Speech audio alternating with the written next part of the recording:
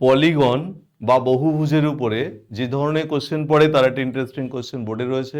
একবার কোশ্চেনটা পড়ে নাও। পড়েছে 2023 সালে সিজিএল টায়ার টুতে। যারা সিজিএল এর হোক, রেলের হোক বা এখানে ডাব্লিউবিসিএস এর যে পরীক্ষা আছে তা দিতে চলেছো, তাতে পলিগন প্রায় কমন কোশ্চেন এক একটা।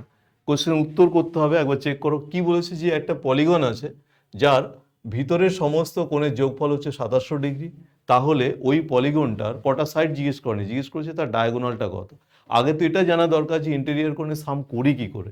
যে কোনো একটা ছোট্ট এক্সাম্পল হিসাবে, যারা ডাইরেক্টলি ফর্মুলা ভুলে গেছে তাদের জন্য, ধরো আমার একটা চতুর্ভুজ আছে যার বাহু হচ্ছে 4টে, তার কতগুলো অ্যাঙ্গেল হবে ইন্টেরিয়র তা বের করতে গেলে এই 4টে থেকে 2টো বাদ দিলে আমরা এর নাম্বার অফ ট্রায়াঙ্গেল খুঁজে পাবো। এবং এক একটা ট্রায়াঙ্গেলের 180 ডিগ্রি এটা নিয়ে নিলেই হয়ে যায়। এখন এই যে চারটের পরিবর্তে যদি এন সাইডেড হয়, তাহলে তার থেকে 2টো কোণ ট্রায়াঙ্গেল তৈরি হয়। অর্থাৎ ইন্টেরিয়র কোণের যে সাম হয় সেটা হচ্ছে n-2 ইন্টু 180। এই ডেটাটাই 2700। এখান থেকে আমরা কি পাবো, এন পাবো। এন মতলব সাইড পাবো, সাইড পাওয়ার পর তার ডায়াগোনালে চলে যাবো। তাহলে এখান থেকে আবার চেক হোক যে এনটা আসে কত।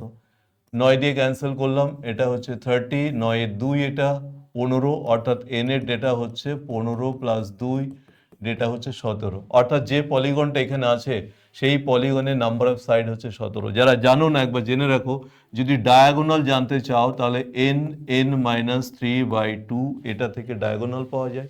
ডায়াগোনাল কি করে এসে তারও টেকনিক আছে, আমরা সে টেকনিকে না ঢুকে এখানে যা ডেটা আছে তা দিয়ে ডাইরেক্ট বসিয়ে বেরিয়ে চলে যাচ্ছে।